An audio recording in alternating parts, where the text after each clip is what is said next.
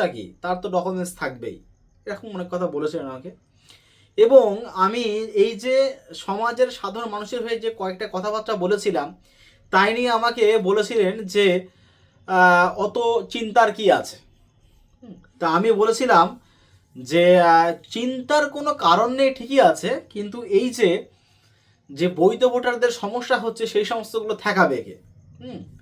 তো এখন উনি বলছে যারটা সে দেখে নেবে, কিন্তু তার যখন এসছে লজিক্যাল ডিসক্রিপেন্সি, তখন তার এখন মাথায় আর কাজ করছে না। তা এই কেস ঘটেছে, তা আমি তাকে একটু বেশ কায়দা করে বলে দিলাম যে বিএলও তো তুমি না, তা তোমার যে নামটা ভিতরে কিভাবে টোকা আছে তুমি কি করে জানো? আমি এই কথা বলেছিলাম। তা বলছে হ্যাঁ, আমার বাবার নাম তো এই টোকা ছিল, ওরা ওই টুকেছে। আমি বলছি না, ওরা কে, ওরা কে? ওরা তো কেউ না। এখন কথা এমন আসছে কেন? এই যে যে কেস চলছে বর্তমানে, যে ঘটনাটা ঘটছে, আপনারা একটু এক কাজ করবেন, ব্যাংকের থেকে একটু লোন তুলবেন না, বাড়ি টাড়ি দেখিয়ে লোন টোন তুলবেন তো দেখি এখন কেমন লোন তোলা যায়। যতটুকু যা শুনতে পাচ্ছি, এখন পারলেও কয়েকটা দিন পরে হয়তো আরও সমস্যা হতে পারে। কয়েকটা খবর আমি পেয়েছি, কারণ এসআইআর যে কেস যেটা আছে, এটা নর্মাল কেস হিসাবে যদি কেউ ধরে নেয় তাহলে পুরোপুরি ভুল কথা হবে। এর পেছনে অনেক কিছু আছে, অনেক কিছু আছে এর পেছনে, কারণ ডিরেক্টলি কিছু বলা যাচ্ছে না এখানে। এখন দেখেন, আমি বারংবার বলছি যে এসআইআর জিনিসটা খুবই ভালো জিনিস, এখনো বলছি খুবই ভালো জিনিস। পদ্ধতির ভিতরে যদি কোনো খারাপ থেকে থাকে তার দায় নেবে কে? আমি সেই কথা কিন্তু একের পর বলে যাচ্ছি। কারণ আমি যে কথাটা বললাম যে লোন তোলা নিয়ে, এটা কিন্তু আমি খবরটা পেয়েছি, আর বেশ ভালো স্ট্রং জায়গার থেকে খবরটা আমি পেয়েছি। তার কারণটা হচ্ছে যে ডকুমেন্টসগুলো আপনারা সাবমিট করছেন, হয়তো আপনারা ভাবছেন যে ডকুমেন্টস সাবমিট করেছি বলে আমরা বেঁচে গেলাম, আমাদের এই আর সাহেব বা ওখানে কেউ কিছু বললেন না। একদম পুরোপুরি ভুল কথা, পুরোপুরি ভুল কথা। কোন ডকুমেন্টস আপনার ওখানে গ্রাহ্য হবে, কিভাবে না হবে, একদম মানে একমাত্র ইলেকশন কমিশন ছাড়া এখান থেকে উপরে আপনার যে ডকুমেন্টস শুধু ইয়ারও দেখছে না, বারংবার বলা হচ্ছে আপনার ডকুমেন্টস যে বিএলও দেখবেন ফোনে টোটাল 4টে জায়গা আছে ডকুমেন্টস আপলোড করার জন্য বিএলওদের, সেই 4টে জায়গায় টোটাল 4টে ডকুমেন্টস বিএলও আপলোড করছে। আপলোড করার পর সেই সমস্ত ডকুমেন্টসগুলো ভেরিফিকেশনের জন্য চলে যাবে সেই দিল্লিতে। কারণ আপনি যা দেবেন, আধার কার্ড হোক, আই কার্ড হোক, যা দেবেন আপনার সেই ডকুমেন্টসই নিয়ে নেবে। এই যে হবে হবে হবে হবে কিছু না, হবে এখন কিচ্ছু বোঝা যাবে না, ফাইনাল লিস্ট ছাড়া আপনার কিচ্ছু বোঝা যাবে না। কত মানুষ যে এর বিপাকে পড়বেন তা ঠিক সময় হলে আরও ভালো বোঝা যাবে। ব্যাপারটা হচ্ছে নামের ভুল থেকে শুরু করে যা সমস্যা যা দেখা দিচ্ছে দিনের পর দিন, যে পরিমাণে ভয়ঙ্কর পরিস্থিতি যা দেখছি, হ্যাঁ, প্রথমে একটা ব্যাপার ছিল, তারপরে এক ব্যাপার, এখন যে কেসগুলো চলছে এখন, এটা কিন্তু সত্যি কথা বলতে আপনাদের সতর্ক থাকা খুবই প্রয়োজন। বিশেষ করে যারা সমাজের দলিত আদিবাসী শ্রেণীর মানুষ আছেন, বারংবার আমি বলে দিচ্ছি, স্থানীয় মানুষ হয়ে যদি আপনার নামটা কাটা যায় আপনি কিন্তু কোনো প্রকারে সহ্য করতে পারবেন না।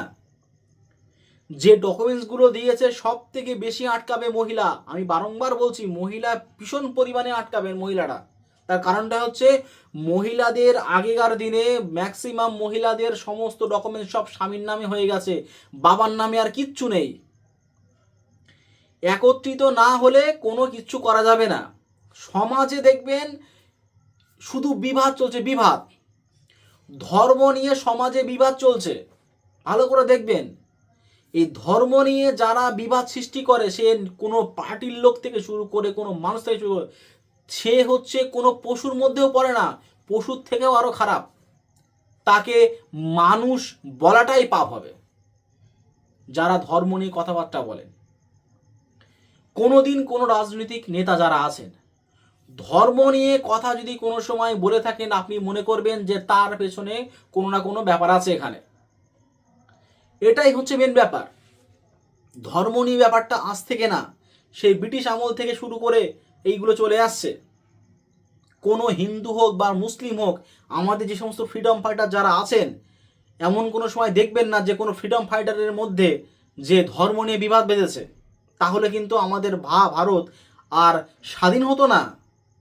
যদি দেশের মধ্যে এই সমস্ত কেস হয়ে থাকে, তাহলে আপনারা কিন্তু বেশ ভালোই বুঝতে পারবেন যে একের পর এক এই দেশটা ধ্বংসের পথে এগোচ্ছে। ভারতবর্ষের তো ম্যাক্সিমাম টাকা সব পুঁজিবাজিদের হাতে চলে গেছে। 28 দিন পর পর আপনার ফোনে 300 টাকা করে মারতে হচ্ছে রিচার্জের জন্য। এখন অনেকে হয়তো কথাবার্তা বলবেন যে আগের থেকে তো অনেক ভালো আছে, সংসারে এখন কজন খাটে। আমি এই কথাই বারংবার বলছি। রাত 8টা-10টার সময় বাড়ি আসে, পরের দিন সকালে ভোরবেলা আবার বেরিয়ে যেলাম। প্রচুর মানুষের নাম আছেন, তা তাদের এই সমস্তগুলো হবে কি করে? তো এই যে বর্তমানে যা পরিস্থিতি, বাস্তব কথা আমি বলছি যে এসআইআর কিন্তু দিনের পর দিন ভীষণ বাজে জায়গায় চলে যাচ্ছে। হ্যাঁ, এই ধর্ম নিয়ে বেশি দেখেন। একটা কথা যে সিএ নিয়ে অনেক কথা বলছে, সিএর কথা আমি বলতে পারি, মানে আমি চাই না। তার কারণটা হচ্ছে সিএর যে ব্যাপারটা এটা আছে, ওটা কিন্তু এখনও পর্যন্ত আপনারা জানেন যে সুপ্রিম কোর্টে ওটা কিন্তু এখনও বিচারাধীন, ফাইনাল জাজমেন্ট এখনও পর্যন্ত বার হয়নি। ওর উপরে অনেক কেস এখনও মানে আছে সিএর উপরে। তো যাই হোক, সমস্ত কিছুর আমাদের যে ভারতবর্ষের সবার উপরে তো এখন আমাদের সুপ্রিম কোর্ট ছাড়া তো আর কিছু নেই। তো সুপ্রিম কোর্ট যা রায় দেবেন সেই সমস্তগুলো কিন্তু আমাদের মেনে নিতে হবে, ওছাড়া এখন উপায় নেই। এখন দেখেন, আপনাদের কাছে যা ডকুমেন্টস আছে আপনি নিয়ে যাবেন, দেখবেন সাবমিট করে দেবে, কোনো চাপ নেই ওই নিয়ে। সাবমিটটা কিন্তু এখন কথা হচ্ছে না। এখন কথা হচ্ছে যে ফাইনাল লিস্টে কিভাবে বার হয়ে আসবে। আর দেখেন, এই যে দিল্লি বসে বা কোথায় পাঠাচ্ছে ডকুমেন্টসগুলো, যে দিল্লি পাঠাতে থাকে, আমাদের বাংলা কিন্তু খুব কম মানুষই বোঝেন। দেখেন এআই কিভাবে ফেল করলো বাংলাতে। আর নামের মিসম্যাচের জন্য যদি আপনার ভোটটা কাটা যেয়ে থাকে, আর ভোট শুধু কাটা বললে কাটা না, কিন্তু অনেকে কিন্তু অনেক কথাই বলছেন যে কিছু হবে না, না হবে না। ভোট কাটার পরে যে কি হবে না হবে, না আমি না আপনি কেউ জানেন না, কেউ জানে না। এই নিয়ে এর কাহিনী অনেক দূর পর্যন্ত পৌঁছাবে। ওই কারণে বলা হচ্ছে, দেখেন, যে ফাইনাল লিস্ট যখন বার হবে তখন কিন্তু বাড়ি বসে থাকলে হবে না। সোজা কথা, নাম আপনার নেই, যদি আপনি মনে করে থাকেন যে আমার যে ভোট সেটা হচ্ছে বৈধ পুরোপুরিভাবে, আপনার নামটা নেই, তখন আপনার কিন্তু একমাত্র ওই পথে ছাড়া আপনার বার হওয়া কোনো উপায় নেই। আপনার একমাত্র পথে বার হওয়া, আন্দোলন ছাড়া কিন্তু আপনার কোনো রাস্তার কিছু নেই। এটাই হচ্ছে শেষ। এইবারে কেস করলে আপনি কোথায় কেস করবেন? ভারতবর্ষের যে কেস আপনি কোথায় করবেন?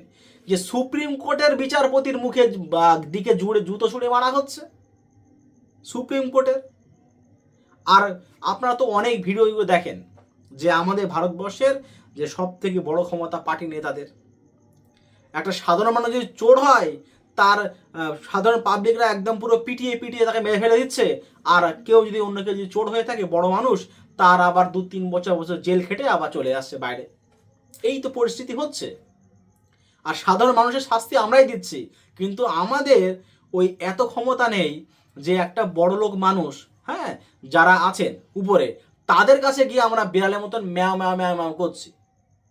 এটাই হচ্ছে কাহিনী। তো যাই হোক, তো আজকে ভিডিওটা অন্য কোয়ালিটি, কারণ ব্যাপারটা আমি খবরটা শুনলাম, ওই জন্য আপনাদের সামনে আপডেট দিতে চলে আসলাম। আজকে ভিডিও এই পর্যন্তই। পরবর্তী ভিডিও আপডেট চ্যানেলকে সাবস্ক্রাইব করে ভাই ক্লিক করুন। ধন্যবাদ।